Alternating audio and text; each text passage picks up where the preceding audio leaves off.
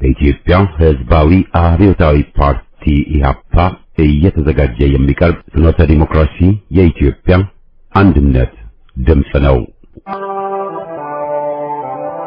ጤና ይስጥልኝ። እንደምን አመሻችሁ አድማጮቻችን። ዛሬ ማክሰኞ መጋቢት 2 ቀን 2017 ዓመተ ምህረት ነው።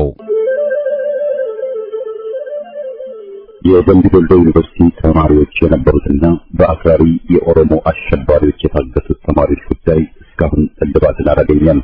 ብዙዎቹ ልጃገረዶች የሆኑት እነዚህ የአማራ ወጣቶች ከታገቱ ማክሰኞ መጋቢት 2 ቀን 1995 ቀናት አለፋቸው። የወጣቶቹ ሰቆቃ ያብቃ እንበል። እስከ መቼ ድረስ በዚህ ይዘለቃል? ኧረ በዚህ ያለፈው ምን ማድረግ አለብን? ምንስ ግዳጅ ይጠብቀናል? በሚል ርዕስ የቀረበውን የዕለቱን ሀተታ በቅድሚያ እናሰማለን። በማስከተልም ጅማሬው ያላማረ ፍጻሜው መረረ በሚል ርዕስ በሕይወት አሰፋ በቀረበው ጽሑፍ የዝግጅታችን ፍጻሜ ይሆናል።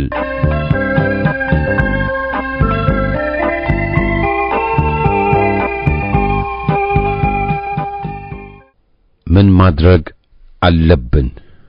ምንስ ግዳጅ ይጠብቀናል? ኮሎኔሉ ለስልጣን ሲደርስ ጀምሮ እሱም አገዛዙም በኢትዮጵያ ላይ የመጡ የፈረንጅና አረብ ተውሳኮች ናቸው ብለን ጽኑ አቋም ይዘን ስናወግዝ እነሆ ዓመታት አሳልፈናል። ትችታችን የሚገጥመው ከማይቀየር ተጨባጭ ሁኔታ ጋር በመሆኑ ድግግሞሽ አዙሪት የያዘን የመሰላቸው ጥቂቶች አይደሉም።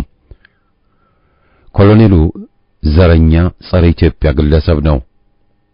አገዛዙ ጸረ ኢትዮጵያ ጠባብ ኦሮሞ ነኝ ባይ አገዛዝ ነው። አገዛዙ የወያኔ ልጅ ነው፣ የሕዝብ ጠላት። ስለ አገዛዙ አረመኔነት ስንዘረዝር ዓመታት እያለፉ ናቸው። ስለ አገዛዙ ኢሰብአዊነትና አውሬነት ስንተች ስናጋልጥ ዓመታት አልፈዋል። ነጋጠባ ይህንኑ ሐቅ መደጋገሙ አስፈላጊ ቢሆንም አሁንም ወደ ቁም ነገሩ ወደ ምን መደረግ አለበት ጥያቄ ትኩረታችንን ማዞሩ የግድ ሆኖ ይገኛል። ምን መደረግ አለበት?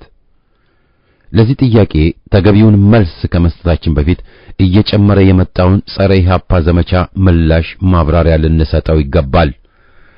ኮሎኔሉ በየቦታው የድርጅቱን ስም ሻጥ እያደረገ ዘለፋውን ማሰማት ልምዱ እንደሆነው ሁሉ የሟቹ ደርግ አባሎችና ርዝራዦች ሻለቃ ካድሬዎችና ወያኔዎችም ቢሆኑ በድርጅቱ ላይ የቆየ እርኩስ ዘመቻቸውን አላቆሙም። አዲስ ነጥብ ወይም ክስ የላቸውም፣ የገረጀፈና የገለማ ክስን ከመደርደር በቀር። ጠባቦችን በብቸኛ ደረጃ ሲፋለም የቆየውን ድርጅት የወያኔና ሻዕቢያ ደጋፊ ብሎ በሐሰት ከመክሰስ በቀር። አቋማችሁን አስተካክሉ ያልናቸው የደርግ ሻለቆች ካድሬዎችና አጫፋሪዎች ሳይቀሩ አንገት ቀና አድርገው ሕዝብን ይቅርታ ከመጠየቅ ይልቅ በየመድረኩ ድርጅቱን ማውገዙን መርጠው ይገኛሉ። ትኩረታችን ዘረኛ አገዛዝ ላይ ባይሆን ኖሮ እሰጥ አገባ ልንገጥማቸውና ድባቅ ልንመታቸውም አቅም ባላነሰን ነበር። አደብ ግዙ፣ ሕዝብን ይቅርታ ጠይቁ፣ ንስሐ ግቡ ብለን ከመምከር ችላ ብለን አናውቅምና አሁንም በጎንዮሽ ንትርክ ከምትጠምዱን በዋናዎቹ የአገር ጠላቶች ላይ እናተኩር እንላቸዋለን። ኢህአፓ ከወያኔና ሻዕቢያ ተወዳጅቶ አገርን ጎዳ ብሎ ለማሳመን መፍጨርጨር፣ መቀባጠር ከንቱ ልፋትና ጸያፍ በሬ ወለደ ልፈፋ ነው። ይልቅስ አንገብጋቢ ወደ ሆነው ጉዳይ ትኩረታችንን ስናዞር ምን ግዳጅ እንደተደቀነብን መረዳትና ይህን ለመጋተር ዝግጁ ለመሆን እንችላለን። ብዙዎችን አደናግሮ የነበረው ኮሎኔሉና አገዛዙ የኢትዮጵያን ታሪክ ያቆሸሹና አገርን ቆርጠው ሊያጠፉ የተነሱ ኃይሎች በመሆናቸው እንደ ወያኔ ሕዝብ የአገር ጠላት ብሎ ፈርጆ ሊያጠፋቸውና ሊያደበያቸው ይገባል። በዚህ ግዳጅም በስሙ የሚነገድበት ሰፊው የኦሮሞ ሕዝብ ከፍተኛ ኃላፊነት ስላለበት ለትግራይ ተወላጆች እንል እንደነበረው ግንባር ቀደም ኃላፊነት አለበት። የአገር አድን ትግሉ ቀዳሚ ተሳታፊም መሆን አለበት እንለዋለን። አገዛዙ ጸረ አማራ እንደመሆኑ መጠንም ተከላካይ ሆኖ የተነሳውን የፋኖ ኃይል ለማጠንከርና አገዛዙና ወያኔ ካቀዱባቸው ጥቃት ለመከላከል ሕዝብ ሙሉ ጥረት ማድረግ ይጠበቅበታል። በፋኖውና አማራው ዙሪያ እኛም ነን ብለው የሰረጉትን አድርባዮችና አስመሳዮችንም መመንጠር፣ ጎራን ማጽዳት ዋና ተልእኮም ሆኖ ይገኛል። ወያኔ የዘረፈውን መሬት በአገዛዙ ድጋፍ ሊያስመልስ፣ አገዛዙም ጸረ ሕዝብ ፍጅቱን ሊቀጥል ያላቸውን ሴራ ባጭር ለመግጨት ፋኖም ክፍፍሉን አክትሞ በጋራ መታገል መቻል አለበት። አገዛዙም ለዘብ ያለ ቢመስል ለማደናገር ለማስተኛት እንጂ ምንም ቢሆን ጸረ አማራ፣ ጸረ አፋር፣ ጸረ ኢትዮጵያነቱን ሊቀይር ሊተው የሚችል አይደለም። ዛሬ አኝኮ መዋጥ ባይቻለው ነገ ጥርሱን ሞርዶ አገርን ሊቦጫጭቅ ቆርጦ የተሰለፈ ሰይጣናዊ ኃይል ነው። ስለዚህም የዛሬው ዘረኛ አገዛዝ ተጻራሪ የሆኑ አገራዊ ኃይሎችን አንድነት ማጠናከርና ለአንዴም ለሁሌም ድራሹን ለማጥፋት መሰለፍ ቀዳሚና ዋና ግዳጅ ነው። በግርግር እንደገና ሊተከሉብን ወይም የሕዝብ ጎራ አካል ሆነው ትግላችንን ከውስጥ ሆነው ሊያኮላሹብን የሚጠሩትን አድርባይ መሰሪ ኃይሎች መመንጠርና ከጥቅም ውጭ ማድረግም ወሳኝ ነው። ሀይም አድርባዮችና አሁንም ኮሎኔሉን በመደገፍ ራሳቸውን በካዲነት የሚያጋልጡትን ደደቦች ማለታችን ሳይሆን የትላንቱን ክህደት እርሱልን ብለው ሕዝባዊ ቋንቋን ከአፍ ለጥፈው ሊከፋፍሉን ሊያጠፉን የሚጥሩትን መሰሪ አድርባዮችን ማለታችን ነው። እነዚህ ከይሲዎች ኮሎኔሉን ትተው ኢህአፓ ላይ ሲዘምቱ ራሳቸውን ያጋልጣሉ። ሕዝባዊ መፈክሮችን እያጮሁ ጸረ ሕዝብ ግብን ሲደግፉ ራሳቸውን ያጋልጣሉ። ምን ማድረግ አለብን?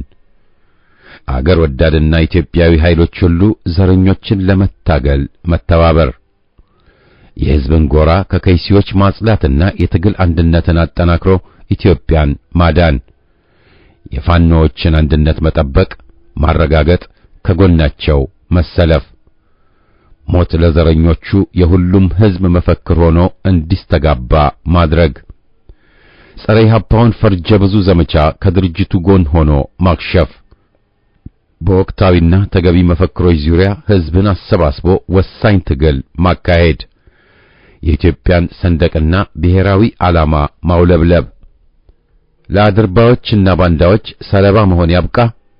ኢትዮጵያዊ ትግላችን ይጠናከር። አገር ወዳድና አገርን ከጥፋት አዳኝ ኃይሎች ይጠናከሩ።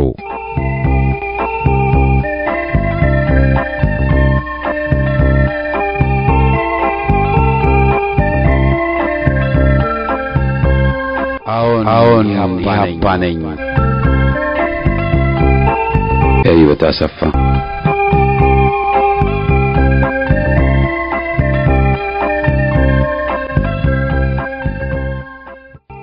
ለተናቁ ዜጎች እደጅ ለተጣሉ ለተገፈተሩ ረዳት ላጡቱ መብታቸው ተረግጦ ከቤት ከቀያቸው ለተባረሩቱ ጥንትም ሆነ ዛሬ የተነሳንበት የቆምንበት ሐቁ አስመሳይ ታጋዮች ጠንቅቀው ይወቁ። ሰው ነው መሰረቱ የትግላችን ዚቁ። ሰውነት ሲዛባ መብት ሲቀለድበት አድበን አናይም እንዲያው እንደ ዘበት።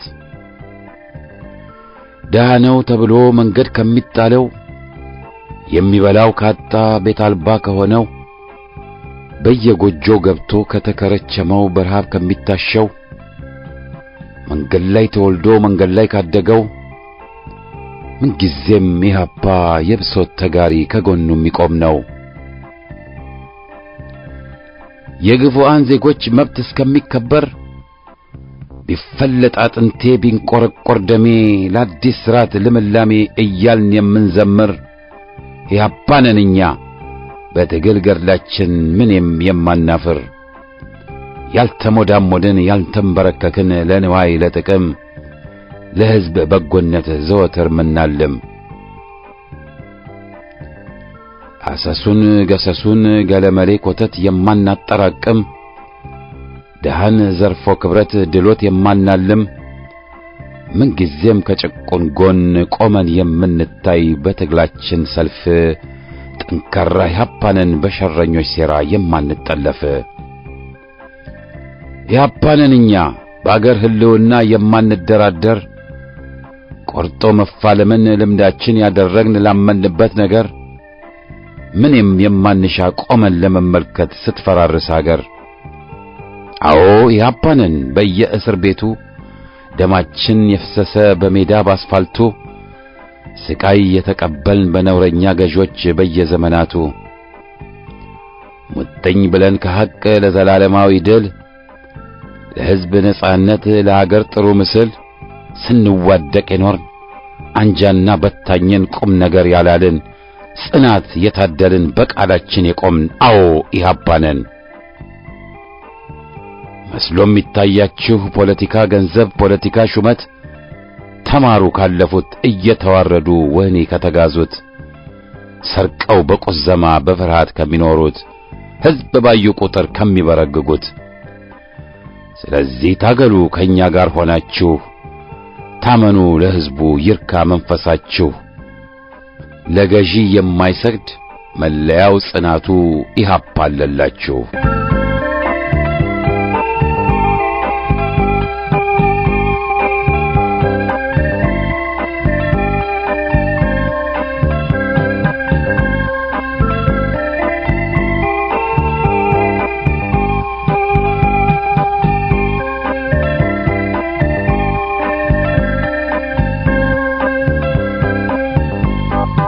ጅማሬው ያላማረ ፍጻሜው መረረ። ከህይወት አሰፋ። ትግል ሲባል በጀርባ ወይም በትከሻ ተሸክመውት ሲከብድ የሚያራግፉት ቁስ አካላዊ የሸቀጥ ዕቃ ሳይሆን የቃል ኪዳንን ድርሳን ልብ ውስጥ አትሞ የጽናትን የቋጠሮ ገመድ በማጥበቅ በመራር የአርበኞች ተጋድሎ የሕዝብን አደራ መወጣት ማለት ነው። በዚህ ረገድ ለዘመናት እያየን የመጣነውን የትግል ተጨባጭ ሁኔታ ብንመረምር ብዙውን ጊዜ ፍጻሜው ገና አቀበቱን ሳይጀምር ሜዳው ላይ እየሆነ መቆየቱ የሚታወቅ ሲሆን ሰበቡ ደግሞ አመሰራረቱና የተቀመጠለት ዓላማ ሕዝባዊነትን የተላበሰ የቅን መንገድ ባለመሆኑ እንደሆነ ትግሉን ትግል ሳያደርጉት ከቆዩት ምክንያቶቹ መካከል ይሄን በዋናነት ልንወስድ እንችላለን። በተደጋጋሚ እንደታየውም ታጋይ ድርጅት ተብዬዎች የሕዝብን ብሶት አስታከው የስውር ዓላማቸውን ለማሳካት ሲሉ የይስሙላ የትግል ቦሏቸውን በመለጠፍ የሕዝብ ልጆችን ካስፈጁና አገርን ለቀውስ ከዳረጉ በኋላ አልሳካ ሲላቸው ፍጻሜያቸውን የሕዝብ ጠላት ከሆነ ፋሽስት አገዛዝ ጋር መለጠፍ አሊያም ደግሞ ድራሻቸውን አጥፍተው ታሪክ ሊረሳው የማይችለውን በደል ይፈጽሙና ዘር ማንዘራቸውን ይዘው ጥርግ ይላሉ። የዚህ አይነቱ ትግል ቅርጽና ይዘቱ ሲታይ ደግሞ በስልጣንና በግል ጥቅመኝነት ላይ የተመሰረተ ሆኖ የጥቂት ግለሰቦችን ሕሊና ያሳወረ እንደሆነ በጅምላ ሲከተሏቸው የኖሩት ጀሌዎቻቸው ሊመሰክሩ ይችላሉ። በነ ዶክተር ብርሃኑ ነጋና በነ ነአምን ዘለቀ ወይም በነ ባሮ ቱምሳና በነ ዳውድ ኢብሳ አሊያም ደግሞ በነ ዶክተር ነገደ ጎበዜና በነ ኃይሌ ፊዳ ይመሩ የነበሩት የአጥፊ ቡድኖች ለዚህ ዋነኛ ማሳያዎች ይሆናሉ። አገር ገነጣጥለው ሕዝብን እርስ በርሱ በማጫረስ ስልጣን ለመጨበጥ በረሃ የወጡ የእፉኝት ልጆችም ተሳካላቸውና መለስንና ኢሳይያስን ፊታውራሪያቸው አድርገው ለሶስት አስርት ዓመት ያክል ሲፈነጩብን መኖራቸውን ሻዕቢያዎች ሊነግሩን ከቻሉ ወያኔዎች ደግሞ ምስክር ሊሆኑ ይችላሉ ብዬ አምናለሁ። ከዚህ አስነዋሪ ተግባር የተነሳ የተረፈን ነገር ቢኖር የእውነተኛ ታጋይ ድርጅቶች ለፍቶ መና መሆንና ሕዝብ ለነጻነቱ ሲከፍለው የኖረው ዋጋ የውሃ ሽታ ሆኖ የመቅረቱ ጉዳይ ነው። በታጋይ ድርጅቶች የሚመራው የሕዝብ ብሶት እነ መንግስቱ ኃይለ ማርያምን በመሳሰሉ እኩያን ግለሰቦች እየተቀጨ ኢትዮጵያ ምድር ላይ አፈር ሲልስ፣ በአንጻሩ ደግሞ ደቡብ አፍሪካ ላይ የኔልሰን ማንዴላው ኤኤንሲ አብቦ የአገሬው ሕዝብ ከታሰረበት የአፓርታይድ ሰንሰለት ለመላቀቅ የቻለበትን የተጋድሎ ታሪክ እናስታውሰዋለን። ከደቡብ አፍሪካ እስከ ሊቢያ፣ ከሱዳን እስከ ጋናና ሞሮኮ፣ ከአሜሪካ እስከ ህንድና ቻይና ሳይቀር በምዕራባውያን ጣልቃ ገብነት የሚታመሱትን አገራት ጭምር ትግላቸውን ብናይ አብዛኛውን ጊዜ ስልጣን ፍለጋና የሀገር ሀብት ምዝበራ እንደሆነ ሁሉም የሚስማማበት ይሆናል። ለዚህ አይነቱ የመከራ መንስኤ ደግሞ የአፍሪካ መሪዎች እንደ ዋናነት ይጠቀሳሉ። የአፍሪካ አምባገነን መሪዎች በጉልበት ስልጣን ይዘው የአገርን ሀብት በጉልበት ከመዘበሩ በኋላ የህዝብ አመጽ ሲገነፍልባቸው የያዙትን ይዘው እብስ የማለታቸው ነገር መቼም ሳይገርም አይቀርም። በዚች ቀውጢ ወቅት ደግሞ ፍጥነታቸው ወደር የሌለው ሽምጥ ግልቢያ መሆኑን የ1966ቱን አብዮት ገልብጦና 17 ዓመት የንጹሃንን ደም ተግቶ ወደ ዚምባብዌ የፈረጠጠውን አሪዮስ ማስታወስ ይቻላል።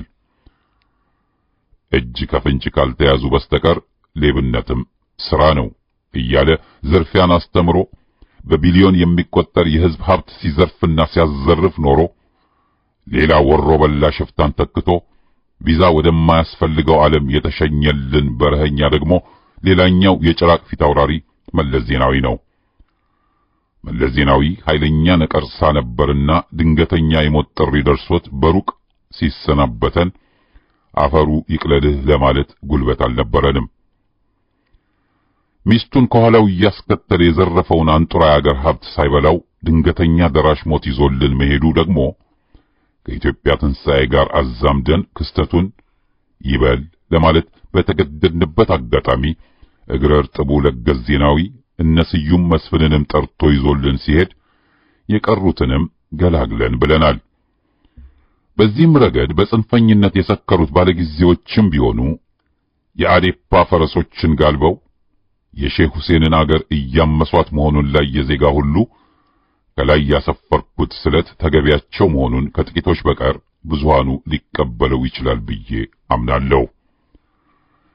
እነኚህን ዲያብሎሶች በሞት መገላገል ማለት ደግሞ ትልቅ የምስራች ቢሆንልንም ኢትዮጵያዊ ጨዋነትም ይሁን በሌላ ምክንያት የአረመኔ ገዢዎችን ጭቆና በመዘንጋት ነጠላ ዘቅዝቆ የሐዘን እንባ ሲራጭ የሚውለውን የህብረተሰብ ክፍል ማየቱ የተለመደ እንደሆነ በመለስ ዜናዊ ሞት ጊዜ ያየነው ታሪክ ነው። እንደ ውሻ ተጎትቶ መቀበር የነበረበት አውሬ በተጠየፋት ሰንደቅ ዓላማችን ክብር ተሰጥቶት ወደ መቃብር መውረዱ ቢያበሳጨንም በቀል ገንዘቡ ባልሆነው ሩህሩህ ህዝባችን ተሳትፎና በሟች ግብረ አበሮች አቀነባባሪነት የተከናወነ የዋሆችና የመሰሪዎች ሴራ ድርጊት በመሆኑ ሁሉንም ነገር ታዝበን ከማለፍ ውጭ ሌላ አማራጭ አልነበረንምና አድርገነው አልፈናል። በአንድ ወቅት ወይም በአንድ አጋጣሚ ቢበዛ ከሁለትና ከሶስት ባንኮች በላይ ተዘርፎባት በማታውቀው አገራችን ወር ባልሞላ ጊዜ ውስጥ ከ17 በላይ ባንኮችን አዘርፎ ዝም ጭጭ ያለውን ተኩላ ግለሰብ ተክቶብን መሄዱ ደግሞ ለገሰ ዜናዊን እንዳንረሳው ከሚያደርጉን ግፎቹ መካከል አንደኛው ይሆናል። ፈጽሞ በልተውም ሆነ ዘርፈው የማይጠግቡትን ጅቦች አሰማርቶ አገር ባዶዋን እንድትቀር ማድረጉ ሳያንስ የዘረኝነትን እጽ ተክሎና ኮትኩቶ ለፍሬ ያበቃውን የጽንፈኝነት ምርት ሳያይ መሞቱ በወቅቱ ደስታችን ቢሆንም ደቀ መዛሙርቱ ከእርሱ የባሱ የአጋንንት ጭፍሮች ሆነው በሰይጣናዊ ተግባራቸው መከራን እያሳጨሉን መገኘታቸው ደግሞ ሌላኛው የመለስ ስጦታ መሆኑ ነው። ራሱ አሰማርቶ ራሱ ያሳተፋቸውን ቀማኞች ደብቆ ሳትበሉት ትሞታላችሁ እያለ የፓርላማ በጎችን ሲያሸማቅቅ የታየበትን አጋጣሚ ስናጤነው ደግሞ አያጅቦ ሳታመካኝ ብላኝ እንዳለችው እንስሳ ተኩላው አብይ አህመድ ከፖል ካጋሜና ከኡመር አልበሽር ወይም ከሮበርት ሙጋቤና ከአባቱ ከኢሳያስ አፈወርቂ ብቻም ሳይሆን ከኢዲ አሚን ዳዳ የዘር ሐረግ የሚዋረስ ባህሪያት ያለው እስኪመስል ድረስ ህዝብን ረግጦ ለመግዛት ጠንክሮ እየሰራ መሆኑን የሚጠቁሙ ብዙ ማሳያዎችን መመልከት ይቻላል። ፍጹም ጭራቅና የወጣለት አራዊት መሆኑ ሐቅ የመሆኑን ያክል አስብቶ አራጅነቱን በጉያው ደብቆ በረቀቀ መንገድ ስንቱን ንጹሃን ዜጋ ደብዛቸውን እንዲጠፋ ያደረገና ያስደረገ እኩይ ፍጡር መሆኑንም ከጀነራል አሳምነው ጽጌ የቅርብ ታሪክ አንጻር ተገንዝቦ መረዳት የሚያቅተው ዜጋ ካለ ነገሮችን መመርመር ከማይችልበት ደረጃ ላይ ደርሷል ለማለት ይቻላል። የሕዝብን ገንዘብ ዘርፎ በውጭ አገር ባንኮች ካጨቀ በኋላ የኔ ሀብት መጽሐፍ ብቻ ነው እንዳለው ባንዳ ሰውዬ አብይና ግብረ አበሮቹ ደግሞ የኢየሱስን ስም ጠርተው ኪሷችን ባዶ ነው ብለው ሊያሞኙን እስከሚከጅሉ መጠራጠር አያስፈልግም። ሰውየው አሁን በሕይወት ባይኖርም ተግባሩ ከመቃብር በላይ ነውና የኔ ሀብት መጽሐፍ ብቻ ነው ያለው ወዲ ዜናዊ ነበር። አገር ጠልተውና ሕዝብን እርስ በርሷ አናክሰው ለማስጨረስ ወደር የሌላቸው እኩያን ቡድን ደደቢት ላይ ተጸንሰው ከልጅነት እስከ ሽምግልናቸው ድረስ ጥቁር ጨርቅ ሲያስለብሱን መኖራቸው የቅርብ ጊዜ ትውስታችን ነው። ይሁን እንጂ እነኚህን የጭራቅ ቁንጮች በሞት ብንገለገልም በሕይወት ያሉት የቀዩ ሰይጣን ጭፍሮች ደግሞ እግር በእግር ተተክተው የባሰውኑ ጥቁር ማቅ እንድንለብስ ጠንክረው እየሰሩ መሆናቸውን በገሃድ ማየት ይቻላል።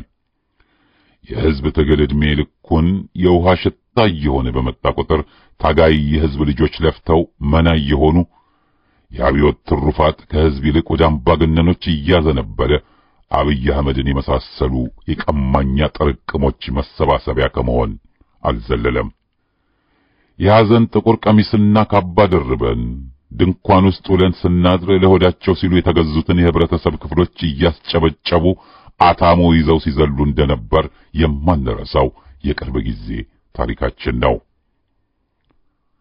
ንጹሑን የትግራይ ሕዝብ ባይመለከትም በማዕከላዊ የምርመራ ቢሮ ውስጥ ይፈጸም የነበረውን ግፍ ለጊዜው ላቆየውና ካዛንቺስ አካባቢ በአንድ ትልቅ የባለ ሀብትና የካድሬዎች መዝናኛ ሆቴል ውስጥ ለማሰቃያ በተሰራው ከመሬት በታች ማጎሪያ ታጋይ የሕዝብ ልጆችን እያሰቃዩ ከላይ በሆቴሉ ውስጥ ደግሞ ውስኪ እየተራጩ አታሞ ሲደልቁ የነበሩትን ሰካራም የቦዘኔ መንጋዎች በሕይወቴ የምረሳቸው አይመስለኝም።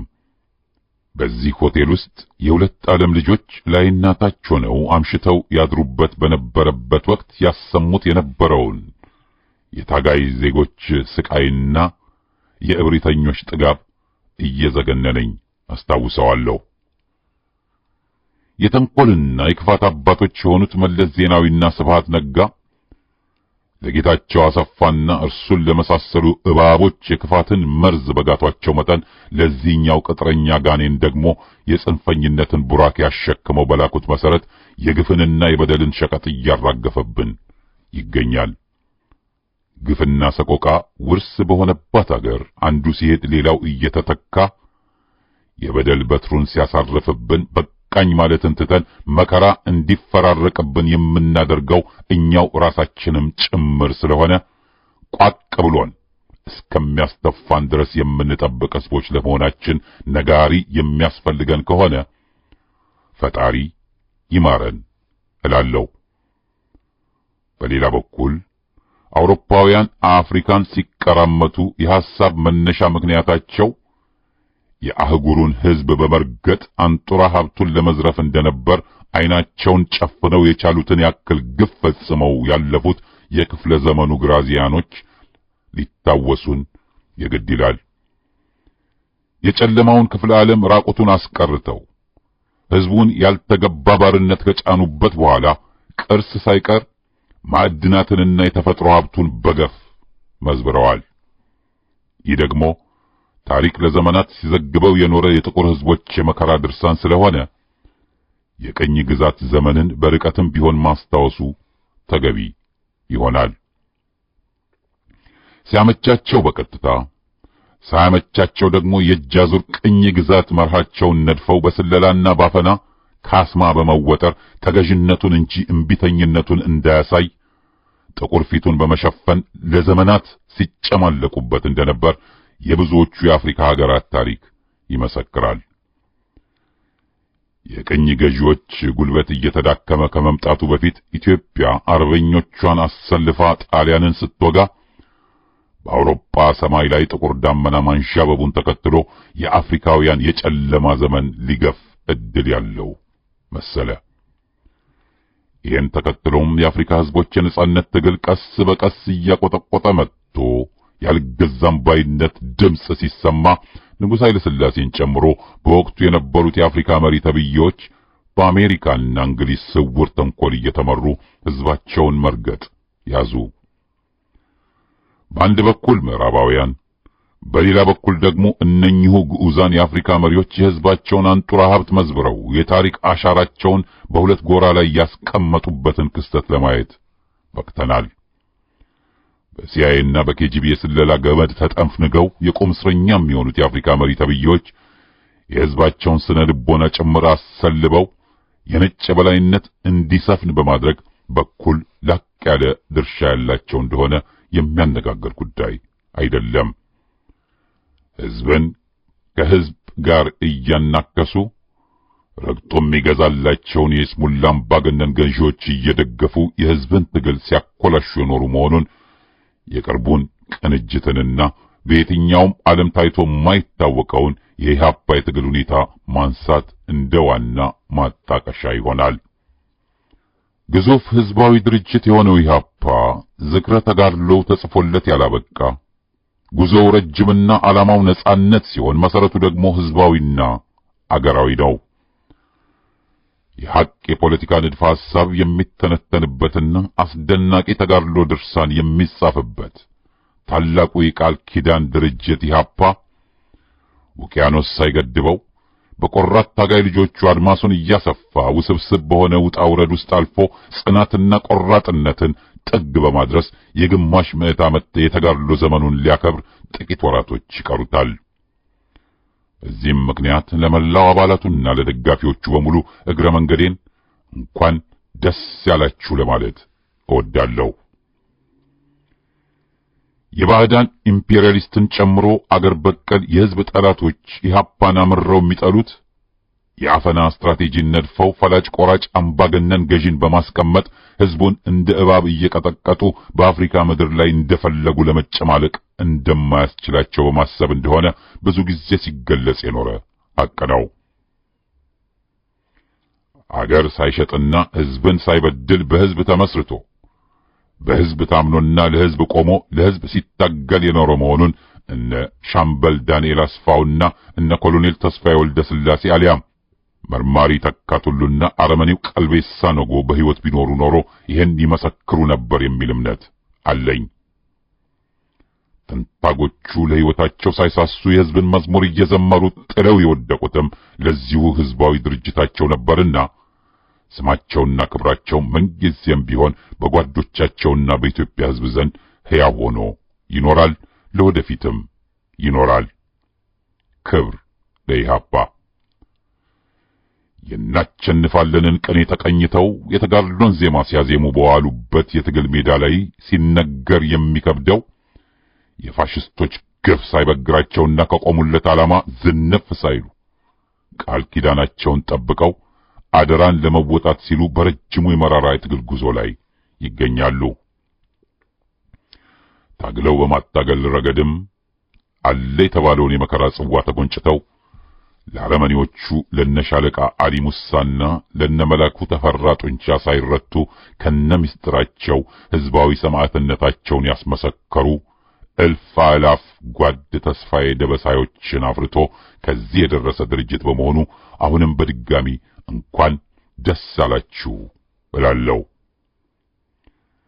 ኢህአፓ በውስጡ የነበሩትን ሽንፍላዎች እያስወገደ ከህዝብ ጠላቶች ጋር ሲተናነቅ የኖረበት ምክንያት የህዝባዊ ትግል መርሆው ግቡን ይመታ ዘንድ በበሰለ የዴሞክራሲያዊ ስርዓት ጽንሰ ሐሳብ ላይ በመንተራስ የፍትህን ፍልስፍና አስፍሮ እንጂ መብሰል ባቃታቸው ጥሪ ፖለቲከኞች ተቦክቶ እንዳልሆነ ወዝሊጎችም ሆኑ መይሶኖች ሊናገሩለት ይችላሉ።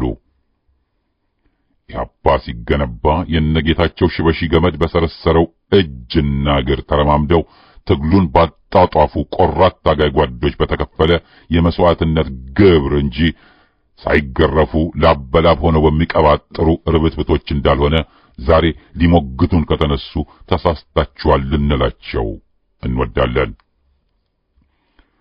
ዝሆን ጆሮ ቢበዛም ህዝባዊነት ለኢህአፓ ዋናው መገለጫ መሆኑን ድርጅቱ ሳያሰልስ እያሳሰበ የኖረውም ያኔ ማዕከላዊ ውስጥ በነመርማሪ ተካት ሁሉ ጉጠት በፈሰሰው ቀይ ደም የተጻፈ ሕያው ተጋድሎን መሰረት በማድረግ በመሆኑ የኢህአፓን የትግል ታሪክ ለማዛባት የምትፍጨረጨሩ ዜጎች ካላችሁ አትልፉ፣ አይሳካላችሁም እንላችኋለን።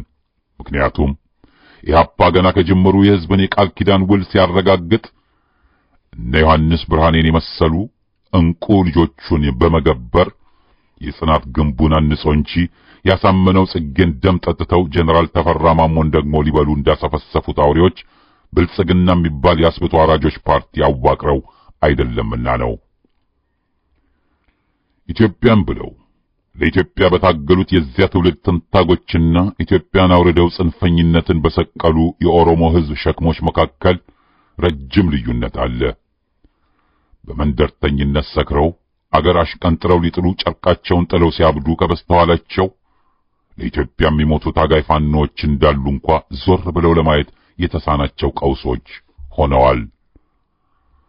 የሕዝብን ስልጣን በጉልበት ይዘው ዙፋን በወረሱ ማግስት እነርሱ ያዩትን ሁሉ እየበሉ በየሉካንዳ ቤቱ የሚሰቀለውን ስጋ እየተመለከቱ የሚጎመዣውን ብሶተኛ የህብረተሰብ ክፍል የጽንፈኝነትን እርጥብ ቆዳ አሸክመው ቀጥል ይሉታል። እርጥቡ የጽንፈኝነት ቆዳ ከብዷቸው ሲጥሉት ደግሞ የነፍጠኛ ርዝራዦች እየተባሉ ቁም ስቅላቸውን ያያሉ።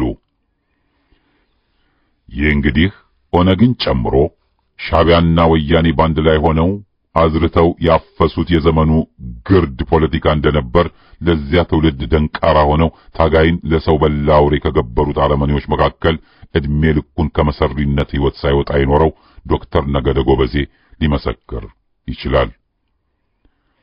በግራ ክንፍ ኃይል ታቅፈው የስሙላ መፈክር በማንሳት ከጀርባ ሆነው ያን ደፋር ታጋይ ትውልድ ጭዳ ያስደረጉ አእምሮ በሲሮች ዛሬ ላይ አይደለም ለምድራዊ ፍርድ ለህሊና ፍርድ ለመቅረብ የተዘጋጁ አይደሉም። ይሄም ባልነነቀ ነበር።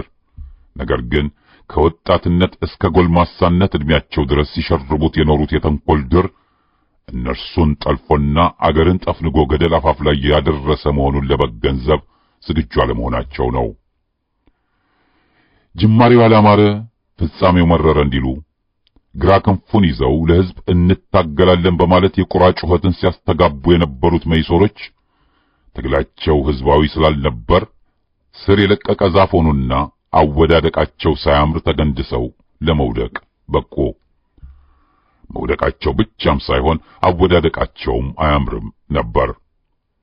ይደግፈናል ያሉት ግንድም ቀስ በቀስ ስሩ እየተበላ ስለነበር ኮሎኔል ተስፋዬ ወልደ ሥላሴን ጨምሮ ሻምበል ፍስሐ ደስታና ፍቅረ ሥላሴ ወግደረስ ባሉበት ዳግም ለቆጠቁጥ ለመገንደስ ደረሰ። ይሄን ታሪካቸውን ነው እንግዲህ ሻምበል ፍስሐ ደስታም ሆኑ ሌሎች የአረመኔው ኮሎኔል መንግስቱ አጫፋሪዎች የትግል ታሪክ እያሉ መጽሐፍ የሚጽፉት። ድንቅም ታሪክ ቀድሞ ለፋሽስቶች ዛሬም ለቆጠኞች የነጻነት ዋጋ ድንበሩ እስከዚያ ነው። በዘመናት ምርክ ግንባርክን አሳየው ግንባርክን አሳየው ግንባርክን አሳየው ግንባርክን አሳየው ግንባርክን አሳየው ግንባርክን አሳየው ግንባርክን አሳየው ግንባርክን አሳየው ግንባርክን አሳየው ቀድሞ ለፋሽስቶች ዛሬም ለቆጠኞች የነጻነት ዋጋ ድንበሩ እስከዚያ ነው። በዘመናት ምርክ ግንባርክን አሳየው ግንባርክን አሳየው ግንባርክን አሳየው ግንባርክን አሳየው ግንባርክን አሳየው ግንባርክን አሳየው ግንባርክን አሳየው ግንባርክን አሳየው ግንባርክን አሳየው ለመድብ ለፓርቲ ቀድሞ የታገለ መካይ ተፋላሚ ታግሎም ያታገለ ሕግ የበላይ ይሁን ብለህ ያስተማርከው ሉዓላዊነትን በክብር የያዝከው የአገር ክብር መላሽ ኢህአፓ እውነት ነው የሕዝብ ተስፋ ነህ። ግንባርክን አሳየው ግንባርክን አሳየው ግንባርክን አሳየው ግንባርክን አሳየው ግንባርክን አሳየው ግንባርክን አሳየው ግንባርክን አሳየው ግንባርክን አሳየው ግንባርክን አሳየው ቅንነት የሞላው ሁሉንም ያቀፈው ዓላማው በጥናት በግልጽ የተጻፈው ለፍትህ የቆመ በደልን የጠላ የጨለማው መብራት የእውነት ብርሃን ፋና እምነት፣ ጽናት፣ ፍቅር ኢትዮጵያዊነት ነው። እናሸንፋለን። ግንባርክን አሳየው፣ ግንባርክን አሳየው፣ ግንባርክን አሳየው፣ ግንባርክን አሳየው፣ ግንባርክን አሳየው፣ ግንባርክን አሳየው፣ ግንባርክን አሳየው፣ ግንባርክን አሳየው፣ ግንባርክን አሳየው።